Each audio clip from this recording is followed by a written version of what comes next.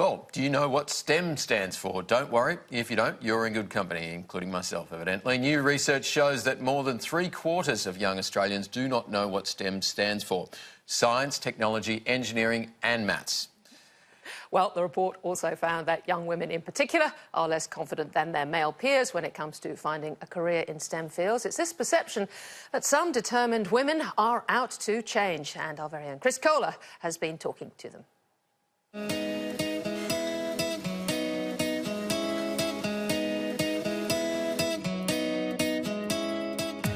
Danny and Jane have plenty of bottle.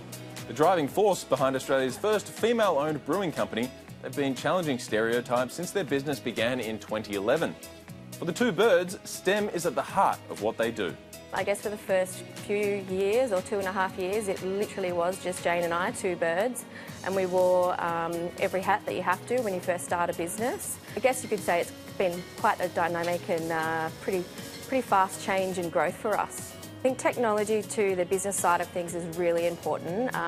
In 2014, when we built our brewery and we became not only a wholesale business, we became a manufacturer and a retailer as well, it was really important that we got a cloud-based software program to support our growth and to support our needs into the future. I think, yeah, people can definitely assume that maybe science, technology, engineering, maths may kind of put them somewhere where it's not necessarily the most interesting of roles. Brewing is definitely a science, so there is, for me, it's kind of science overlaid with art, so it gives me a massive opportunity to be really creative, but with this fantastic science base. And I don't know that necessarily people even assume that it is, a career, but it totally is. Someone's going to make the beer, so get amongst it. Getting amongst it at the Vogue Code Summit in Sydney are women who've successfully used STEM to build their own businesses and careers. They want to see more women empowered by technology. We need to get girls aware of the fact that it's, girls and young people in general, that there are so many opportunities, and if you're just doing things that you like, doors will open. The critical thing is to be a great problem solver, and I think a STEM education really equips, women and men to be problem solvers. The feminine perspective in decision making, especially when it comes to engineering, is really, really important across industries, right? So like I said, technology is just a tool. The most important thing is the hand that holds the tool. And for too long, that hand has been overly masculine, it's been unbalanced. So it's rigged a bit. The rules are too masculine driven, and masculine traits are rewarded. But it's really important to understand that no longer works. Consumers are demanding products that don't exploit. They want products that are a true solution. They want products that leave the world better than they found it. These are all feminine perspectives we need to bring. So if you want to build a massively global company today, you need women at the decision making so they can guide that hand and have that long-term vision. I think it's these stereotypes and, that we really have to change, and make it cool. I don't think I can, tell someone that something's cool, but if we can do anything to change, girls' ideas and impressions about what their future looks like, I think everyone has a, role to play in that.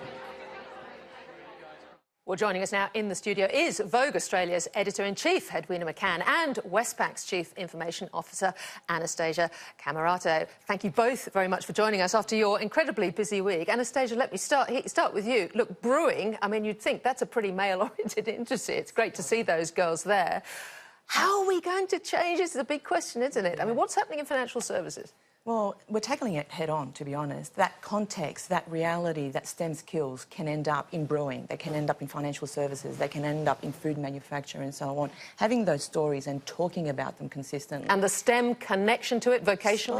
Spot on. That context, right? This isn't a competence conversation. This is a confidence conversation. This is a context. This is making people realise that the richness of STEM skills can apply to so many different areas in our world.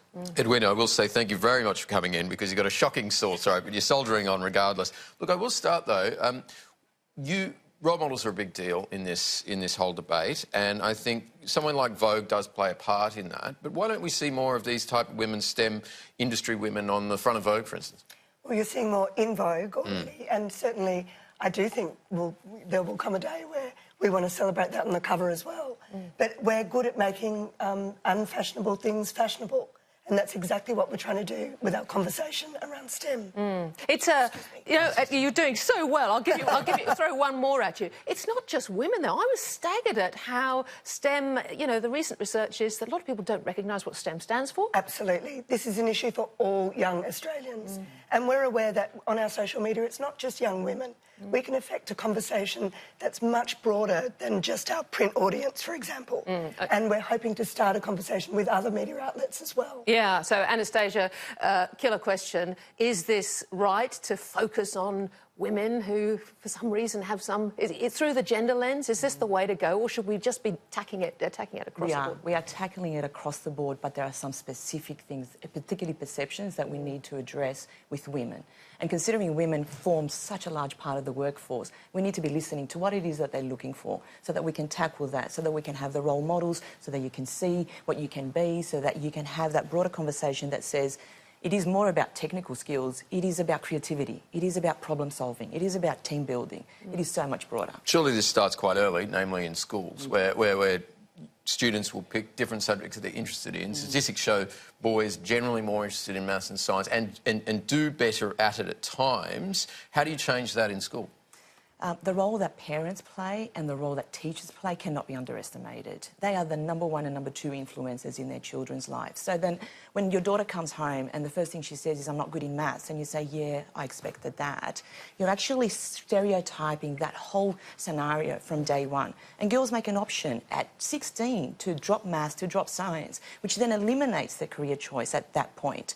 If we can have a conversation at 16, and we're doing that through our work experience programs, then we can start to tackle that head on really early on. Great.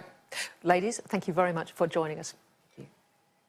Well, coming up, those with a penchant for schadenfreude may want to stick around as we learn the unfortunate run of bad luck that's hit James Packer's new yacht. And Chris Kohler has the very latest in all the property news.